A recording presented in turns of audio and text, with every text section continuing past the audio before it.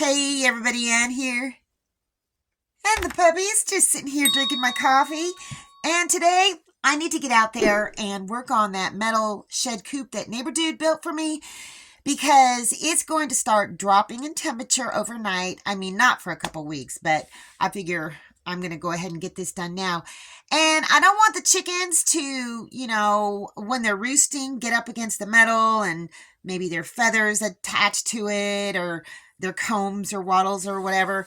So I've got to pull together some resources. I'm just going to use what I have to kind of insulate, the areas right around where they roost. And I'm going to look at my hydroponic garden because it's doing great. And I want to show you how things have grown since I pinched them.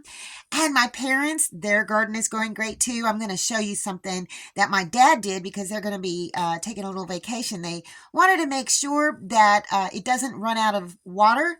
And they've got the smaller unit, I think it's 12 pods. And it doesn't have the automatic pump feature where you can put it down into a tank. So he got something and he set it up. So I'm going to show you that too. Anyhow, I'm going to finish my coffee and then get going. Well, I am sure glad that I saved all of these big plastic garden bags because I've stapled them to the top, but behind them is cardboard, just like that. I need one more bag. Oh, that's okay though. As you can see, underneath is cardboard. It doesn't go all the way down, but I stapled all of it to the top where there's wood and got it all the way around anywhere where a chicken could roost. And I think that this is going to be sufficient. I really do. Yeah, there's the back. Really, chickens don't roost there, so I don't need to worry so much about it.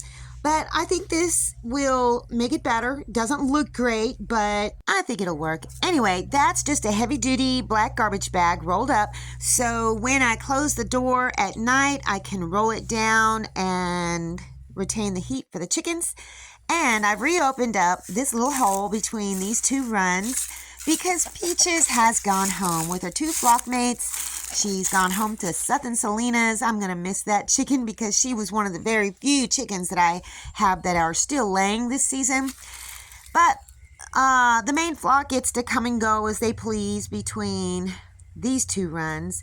And over here in this flock, well, I tried to open up the hole over there and just let them all kind of like commingle, but it was a potential bloodbath. So I had to just close it back off because the chickens were fighting and Romeo had trapped one. See there, that's a little opening.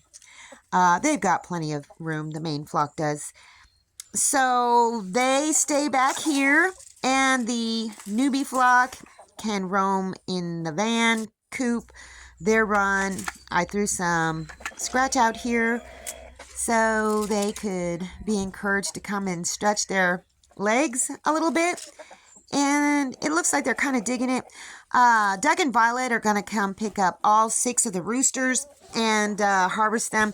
They may save one for me in their freezer, but if they don't, that's okay. They've been very good to me over the years. This flock is doing pretty good too. They've assimilated a little bit more. Mama Jane doesn't keep the other 2 chickens like clustered inside the coop anymore. So eventually I would like to include all of these into the main flock as well. The puppies are doing great. Forever curious. Yeah, look at that cast iron skillet. I accidentally left it out and it got all rusty, so I'm going to have to totally re-cure it again. I don't even remember how to do that. I haven't had to do it in so long, but I accidentally left it out in the rain and it got all rusty, so I'm going to have to re-cure that whole thing. Ooh, look at that pretty rooster. Doesn't he look delicious? Look at those adorable puppies. Oh my gosh, they are so cute. They love to snuggle up, curl up, right next to one another. And of course, Papa, here he is. He's my good boy. Very good boy. He brings me so much joy.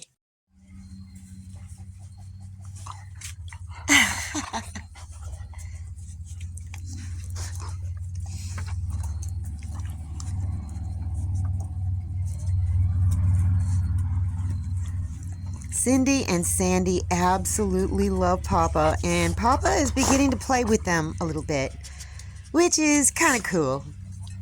Let's take a look at my beautiful garden. Oh, yeah. This leaf has gotten kind of burnt because I think I had the light too low. Yeah, this is going to be a taco night because I've got to harvest some of these big leaves. Anyhow, remember how I kind of drastically pruned that tomato plant? It is doing really, really well. It's got new growth all over the place, even down there. I may take those two big lower leaves down, and I trimmed this one back even more. It had more growing up this way, and it's paying off because I've got two little things coming out that way, but everything is looking really good. I need to keep this light a little bit higher, but I'm trying to keep it low enough so these little things will get some sun. But yeah, we're gonna definitely do tacos tonight. Okay, I've taken those two big bottom leaves out, and hopefully it will stimulate. See, I've got some little tiny baby ones growing right there. And keep this kind of bushy, bunchy. Eventually I'll take those two out once those grow up. I'm kind of impressed with this whole setup. This is my parents' hydroponic garden. They got one of the Let Pot 12-pod gardens, and look at those tomatoes.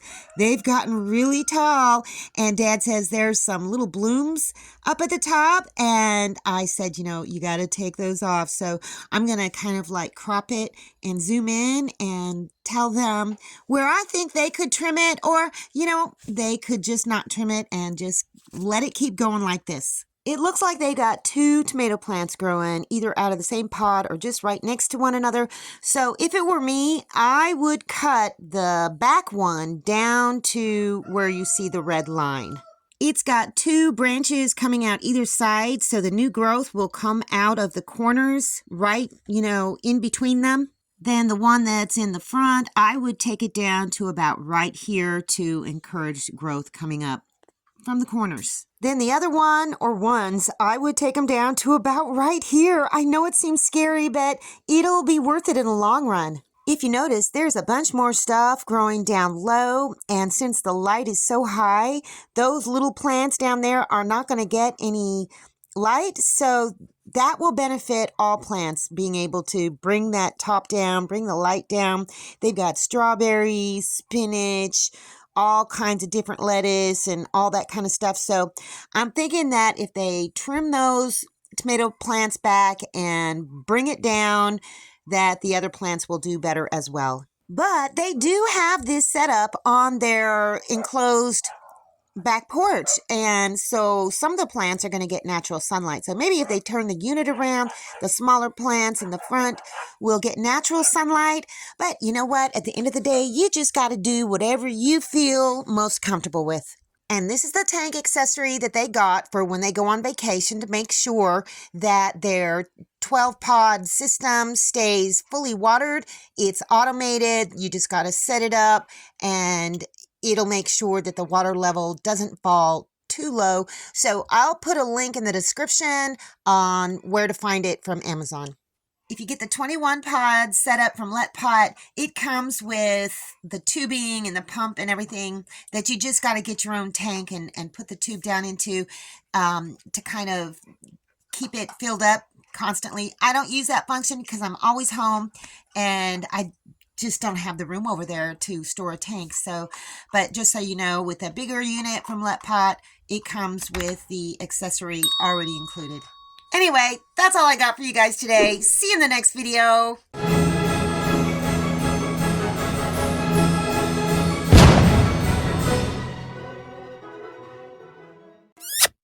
Thanks for watching, everybody. I hope you enjoyed the video. Make sure you like, subscribe, hit the bell, and y'all have a good one.